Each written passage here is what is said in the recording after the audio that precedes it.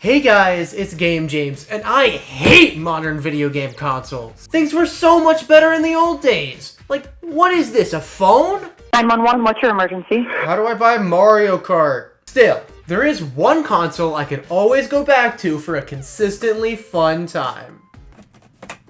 Did I say consistent? The Atari 2600. What a magnificent hunk of switches, plus that beautiful wood grain on the front. A symbol of the 80s, no doubt. Right up there with neon colors, mullets, and plenty of hard drugs. It wasn't worth it. The console features the Atari logo on the right side of the wood panel, and 4 switches. Game Reset for resetting games, Game Select for selecting games, TV Type for swapping between a color and monochromatic display, and an on switch. Quite a myriad of options if I do say so myself. If you want to play the Atari the way it was meant to be played, you gotta dim the lights, break out the CRT, and give up on all of your remaining integrity. Now, you're ready to waste your time.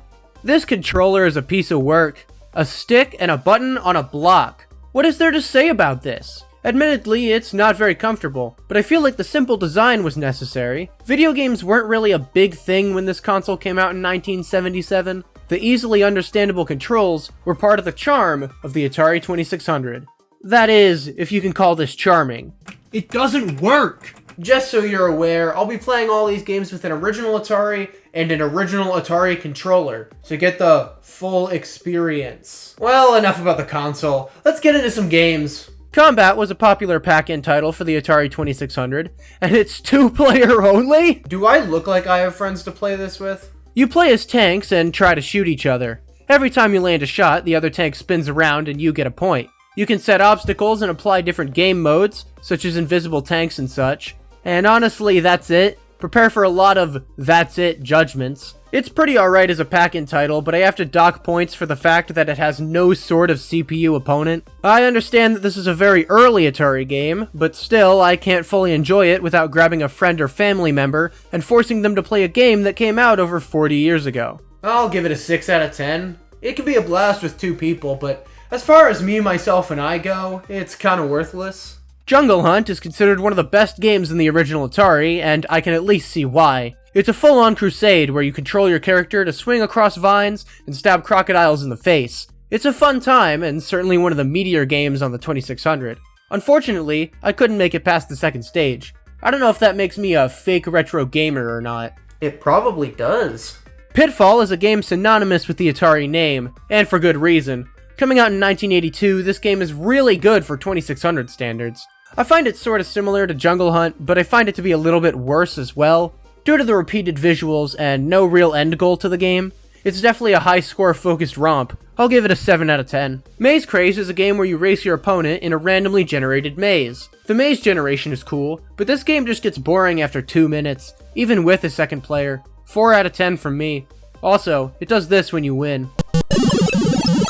Moving on, Adventure is touted as one of the best Atari games of all time, and I really don't get it. Everything in this game is just kinda confusing. The concept is picking up and using items. However, you can lose your items in the walls and get eaten by what I think are dragons. I mean, I don't know what those things are, but they trap you and force you to reset the game. I'll give Adventure a 3 out of 10. I really didn't enjoy it that much.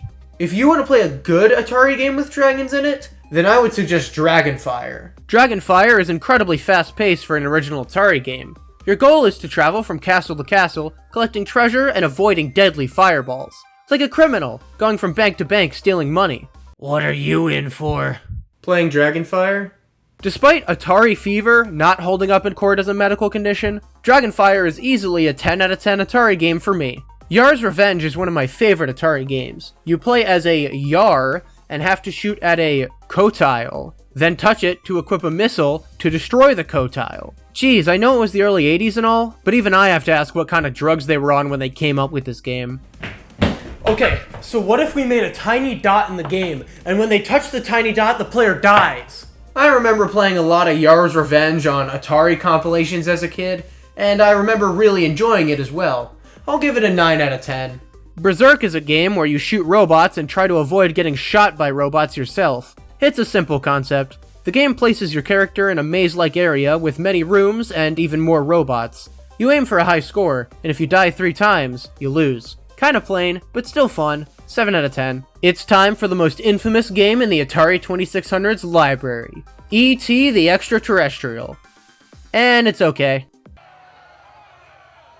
Wow, that is one angry mob of people. Now keep me on the record saying that this game isn't necessarily good. In E.T., you look around mindlessly for a few telephone pieces as well as Reese's candies. Sometimes people come over and take your telephone pieces or put you in what looks like jail. You really gotta use your imagination with some of these games. I think the real major flaw in this game is the complexity. It's the kind of game you need outside material for, like a manual or the internet. But really, it's not that bad, once you figure it out that is. It's a 5 out of 10 from me. Swordquest Earthworld was a really fun time. Keyword was. There used to be a real-world contest surrounding this game and its sequels, but the contest was never completed, and that leaves this game with no real point. The whole concept was finding clues for keywords in a comic book, but since I don't have the book, and again, the contest is over, the game is just a confusing mess of rooms and occasionally an actual game. 4 out of 10. Now for a couple of paddle games. Atari's paddle controller isn't actually a paddle at all. No! It's just a dial with a button on the side, replicating a standard Atari 2600 controller. But the dial presents analog control that isn't possible with a joystick, making it essential for some games. One interesting thing is that the controller is actually 2 controllers that plug into the same port on the Atari. Weird. Kaboom is one of my favorite games on this platform. It's simple and addictive. You play as buckets, I guess, trying to catch bombs that some criminal is tossing down at you in rapid succession. Miss a bomb, and you lose a bucket. Rinse and repeat until you lose all your buckets, then find yourself trying just one more time. This also happens to be the only Atari game I own in the box. I like it that much. 9 out of 10. Oh hell yeah. Video Olympics is your quintessential paddle game. It's just Pong. There's lots of types of Pong, but at the end of the day, it's literally just Pong. However, I have to give it points for the smooth control and myriad of game modes. 7 out of 10. Those are just a few standout games from my Atari collection. And now that I've played a good chunk of Atari 2600 games, I think I'm finally ready to move up a generation. Oh my god, this is way too complicated.